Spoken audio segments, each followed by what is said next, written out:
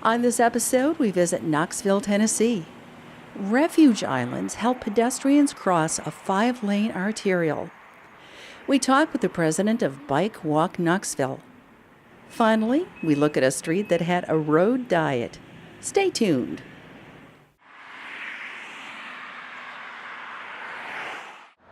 We're in Knoxville, Tennessee, talking with Ellen Zawiska. Who do you work for? I work for the Knoxville Regional Transportation Planning Organization. We're the MPO for the Knoxville region. Where are we standing right now? We're standing along Ebenezer Road. This is a busy 5-lane street that leads to a grade school called Bluegrass Elementary about half a mile up the road. What would be the concerns of having an elementary school on a 5-lane road like this? Well, there's a lot of them. The big one that we're trying to address right now is getting kids and families safely across this street. And so the county has come through very recently, county engineering, came through and installed a series of pedestrian refuge islands with high visibility crosswalks and flashing beacons to alert drivers to the fact that people are crossing the street. What does a pedestrian island do that makes it easier for a pedestrian to cross a wide street like this? Yeah, before the islands, it was just a big 5-lane street with a 2-way turn lane in the middle. So theoretically, you could pause in the middle of the street while crossing, but you weren't safe at all. And so the island creates literally a refuge. You know, there's a concrete curb and there's a safe place to wait, so you can cross the street in 2 stages. So you can cross 2 lanes of traffic, wait for the other 2 lanes to clear before crossing. And then the crosswalk, of course, and the beacons alert drivers to the fact that you're there. And theoretically, they're supposed to yield the right of way. Sometimes they do, sometimes they don't. So a pedestrian, instead of needing a really long gap from both directions at the same time, Right. can get across with two shorter gaps. 2 shorter gaps, and then theoretically more awareness to the drivers that they should be yielding to you there. Yep. What sort of reception have these islands had since they were put in? Well, those of us who are trying to get them in place, I think some people in the community are really happy about it. There has unfortunately been some pushback from just a handful of people. There have been some complaints that the county got both during the construction process because people didn't understand what was going on, and then since they've been installed, some of the neighbors have complained that maybe they can't pull a large vehicle out of their subdivision. The islands were designed, of course, for that. It's just you might need to slow down a little bit. Another really unfortunate thing that's happened is that some of the beacons in the middle of the island have been hit by wayward drivers. So that's caused a lot of damage. Some of the drivers were hit and run, so the county is on the hook for paying to replace those beacons. So they're currently looking at their budget and can they afford to do that, or did they just leave the middle beacon out of the island going forward? But it's really alarming because it tells me that people are just driving really recklessly on this corridor if they're taking out, a high visibility beacon. That tells me it's not the safest corridor for, children or families to be crossing the street. How'd this all get started? Well, we have a county-wide Knox County Safe Routes to School partnership. I serve on it. The health department's involved, county and city engineering, the school system. And county engineering has been a huge partner in that program. The Safe Routes to School partnership contributed to the county doing a couple of studies. They looked at the potential walkability of different schools across the county so that when they went to invest in islands like this or sidewalks, they knew which schools were higher priorities than others. And then they actually, because of those studies, put money into the county budget for sidewalks and other pedestrian safety features, which is really exciting. They'd never had a line item for sidewalks before, so I'm the kind of person who gets excited about nerdy things like line items in county budgets. But that was really exciting, and this, of course, is one of the projects that arose from that. And so we were really thrilled to have, these great examples. Hopefully we'll see other schools, other neighborhoods asking for investments like this. And ultimately we just hope that the positive feedback they get outweighs the negative things that have been happening. And you have a case where Refuge Island and warning signals, warning beacons aren't enough. What's the next step? Do you have to go to a full traffic signal, or what could you do to get pedestrians across a busy street like this?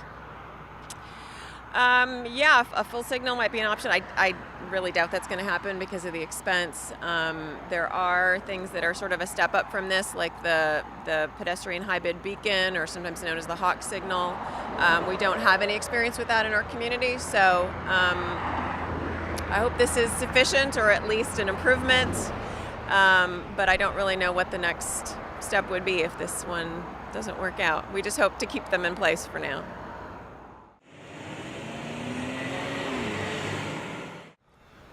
We're talking with Caroline Cooley, who's president of Bike-Walk Knoxville.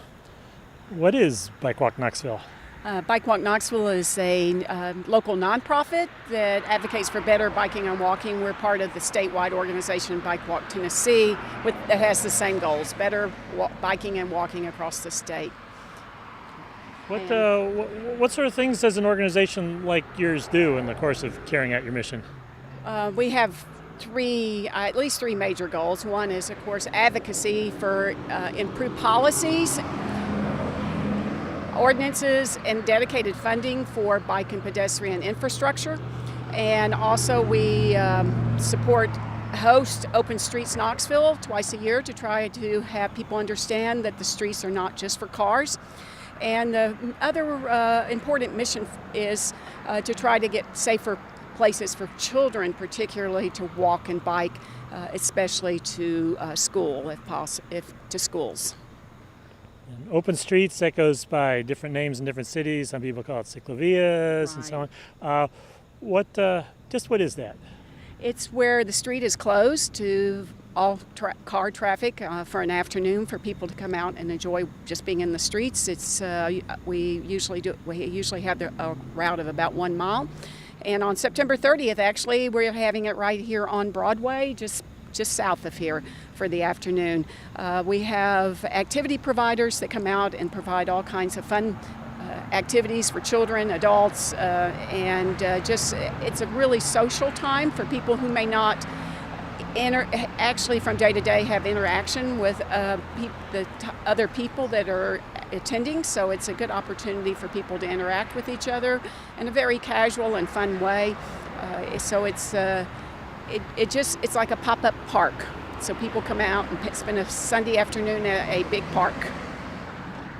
But this might be a way to get people starting to think of their streets a little bit differently. Yeah, that's right. It's just to say, hey, it would be nice if we could walk to a local restaurant, or we could bike over to that park that's only a mile away. The local businesses get a lot of walk-in. They get to be seen by the people that are participating, and they may not buy anything that day, but they say, hey, there's a new store down there I hadn't seen before, because when you drive by, you don't see these things. And so the businesses on the route get a lot of exposure to a good, large group of people that may not even live in that neighborhood. So it helps people see their streets in a different way. On the advocacy side, what government need to work with? Is the city government, county, state? Who's in charge of the streets and sidewalks here? Within the city of Knoxville, there are city streets. However, Broadway is a Tennessee highway, so Tennessee Department of Transportation determines with the city what this street should look like. We advocate with both the city, the county, the Tennessee Department of Transportation, state government as far as laws, so across the spectrum. And we even advocate for federal, at the federal level, because so much of the funding that is even used locally is from federal highway funds. And we participate in the National Bike Summit every year. We advocate up on Capitol Hill with our elected officials up there. We advocate, we have very good relationships with the local elected officials, and we put on summer walking and bike tours with the elected officials. We have one of those coming up on September 17th, where we're going to walk with the mayor in South Knoxville. And how do you work with the other organizations in the state and other cities like Nashville and then the state organization? Right. We have several other regional bike-walk organizations. Nashville is a separate organization. It's Walk Bike Nashville. They actually existed before the statewide organization, and we have ongoing good relationships with them. They help partner with us on the state bike-walk summit. We have regional committees in Chattanooga, Memphis, Middle Tennessee, Cleveland, and Brentwood across the state. I hope I got them all. Anyway, they're all doing local work. We vary a little bit on how we approach our work, but basically have the same common goal of just improving walking and biking across the state. And you mentioned children. Why is it so important to improve conditions for children? Well, I'm a retired physician, and I've seen the impact that increasing obesity and increasing the secondary diabetes and other health problems that come from obesity, and it's very alarming that has happened over really not more than a generation. And I think it's very important that children have the opportunity to have good health habits that are fun and that are easily accessible. Team sports participation is going down. Kids want to be able to ride a bicycle. They want to be able to walk somewhere. They want to go play at the park. And so we're involved with Safe Routes to School programming. We help schools set up walking school buses where they can, with adults, they walk from the school to home or to a drop-off point where parents can pick them up away from the school. And those are very important to me, to try to get children used to being active, having spontaneous, incidental, fun, physical activity, so that they want to go out and play, they want to go out and be outside with their friends. So you mentioned we're on Broadway here. What's significant about this street? Well, what's significant about this street is there are a lot of people that live in the surrounding area that do not own cars. And there's a lot of disabled people that live in this area that have to get around either in a wheelchair or with some sort of mobility device. And the street is very fast, the traffic's fast, there are not very many safe crossings, and this bus stop that's right down here doesn't even have any place for someone to sit, and it's certainly no cover from the weather, and it's the busiest bus stop in the city. So we would like to see Broadway with improved safety measures to improve the crossing up at both the intersections and improve the sidewalks, have some bike facilities, and slow the traffic. And because it's a very dangerous corridor right now. We know from crash data that people are getting injured and killed on this stretch of road, the pedestrians primarily. And other than the bus stop here, what else is on this side of the street that might attract pedestrians? Well, the Kroger, the main grocery store, is right here, and a drugstore that gets a lot of business. There's a hardware store. So this is a busy shopping center, and it's really where a lot of people have to come to get their groceries and other, just everything else that they need to function from day to day. So we see, and there's up here on the hill is a senior citizen disabled public housing. The neighborhoods up here, a lot of them do not own cars, and so they have to walk down to this shopping center, and so there's a lot of pedestrian traffic to this shopping center. And when you have a problem like this, busy road, dangerous road, that's a natural place to have a lot of pedestrians, where do you get started as an advocacy organization? Well, fortunately, the neighborhood has been very interested in improving Broadway. They would like it to see it being more economically vibrant also.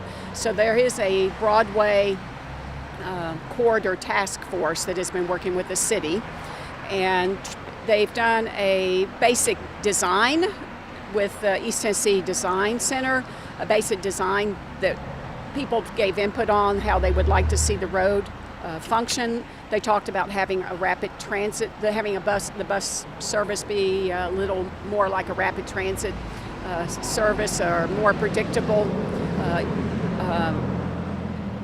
route, I guess, as far as the bus, since it is in encouraging more people to ride the bus. And even the shopping center, making it, the parking lot is even perilous. I've walked through it, and it's very difficult. It's a large parking lot, and there's not any sidewalk or any way. You just have to meander through the parking lot. It needs to have a safe approach to the stores. I was going to add also that just beyond this intersection up here is a ramp onto and off the interstate. So cars are coming off the interstate there and going onto the interstate there, so they tend to speed up towards that intersection down south, out right down here. And that makes that intersection very unsafe also. And that's where a lot of people do cross over to a major street that goes up into the neighborhood. What do you see as the future of pedestrians and bicycles here in Knoxville?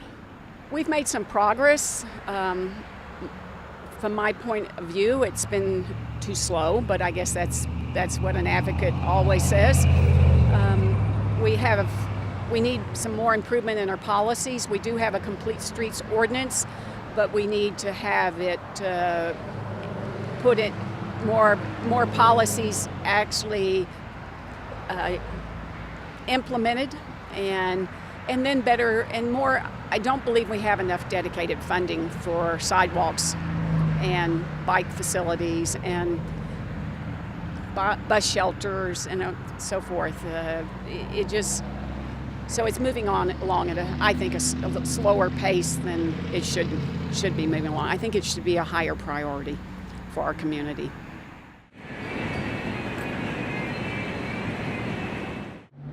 We're talking with Marshall Stair on the Knoxville City Council. Where are we standing right now?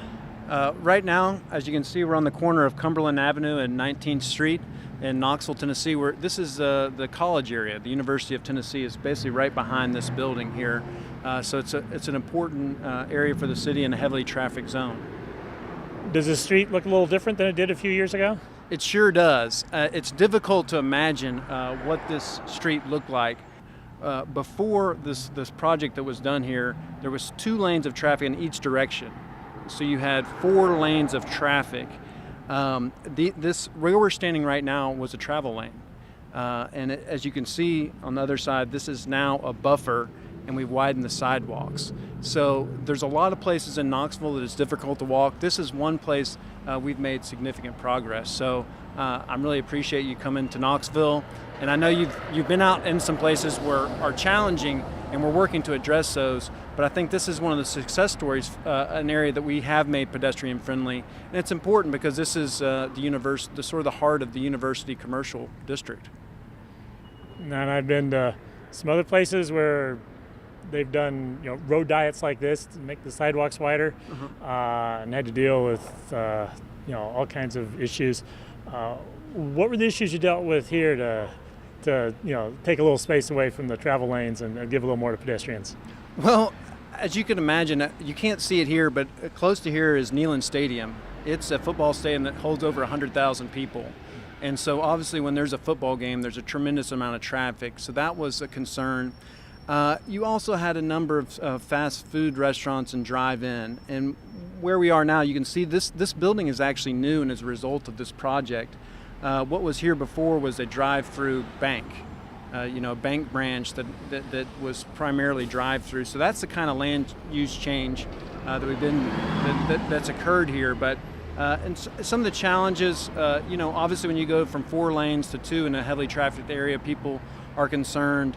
But a lot of the traffic was moved to other places, And we really wanted this area to become a destination. Instead of a through street, it was a to street. This was a place that people wanted to come to, not just drive through. And I think we're seeing the beginning of it, but I think there's a lot of improvement still left to do. Now, what's the impact been on the businesses along here? I mean, other than the drive-throughs, what? There has been, the businesses during construction really struggled, and that was, sitting on council, that was something that really bothered me and my fellow council members in the city. But another thing that was happened here is, as you can see, there's no utilities. This avenue, besides big signs, was lined with utilities, and those were all moved. The street was dug up, so it was a long project, a lot of utility work, a lot of utilities upgraded. A lot of businesses like the utility upgrades. And so the challenge for us right now is bringing the businesses back.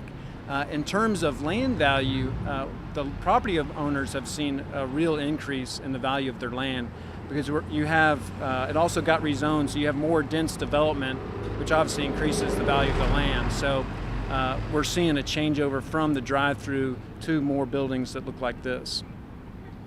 So this building across the street is an example of what you expect to see along the street? I think maybe not as big as this, but you'll start to see, more development that's not vehicular focused, that's more pedestrian focused. And I think you'll see that, there's some other buildings in the area that have been built new, but I think that's what you'll see, and that was part of the project. So I think what we're seeing right now is just the beginning, and this will transform over time. But the first step was the investment. Looking forward to the trees growing more and providing more shade on a day like today. I think that's the goal, and I think we're starting to see it happen. That was the ability to have nice large shade trees. Was that one of the reasons why you wanted to underground the utilities? Yes, just to beautify it. I mean, it was all about the pedestrian experience. And before, the problem was, and the community agreed, even though there was lots of travel lanes, it didn't work well for motorists. It wasn't functioning well for pedestrians. It really wasn't working for anybody. And one of the success stories we've already seen is that the number of pedestrian accidents I think that it was a 6-month period, and it went from around 4 to 0. They studied, so that's obviously, and vehicle accidents have also decreased as well. So we're seeing some benefits on the safety side as well. And is this sort of project you'll be taking a close look at to see where else in the city something like this could be done? Right. Well, I think of course, any project we do, we look at what worked, what didn't work, how can we do it better. I think there's a movement to focus on pedestrians. I think that's what's making cities successful.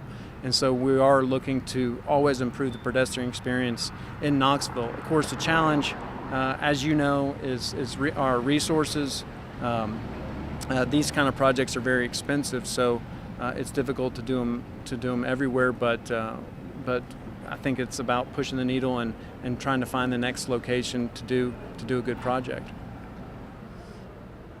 Are you also looking at, smaller projects, little things that can be done that can make life a little better for pedestrians in the city? Yes, of course. And I mean, what you see here, a stamped concrete crosswalk with the countdown timers, those type of things we can do aren't as expensive, but do make it a lot safer, slow down the traffic, and make it safer for pedestrians. So we're doing that every year in a number of locations. So that's something we're doing and looking to improve, the experience everywhere. And have you been sharing your experience with other cities, learn from them, or they learn from what you did here? I think so. I mean, I think there's a revival of cities across the country and people making their downtowns more pedestrian friendly. When there was a movement, decades ago to make them more friendly to vehicles, I think that's changed, and people understand to be successful that you've got to have pedestrians, you've got to have that street vibrancy for the city to be successful. If I were to come back in Knoxville in 5 years, let's say 10 years from now, what would you like to be able to show me? Well, I think we'd like to show progress on creating more walkable commercial areas in other places besides here in downtown. And there's a number of places I think that will happen. Central Avenue, Sevier Avenue, I think parts of Bearden, potentially Sutherland Avenue, Vestal, Burlington. There's a number of places outside the city. We've really proven that people are looking for this type of environment by the success of downtown.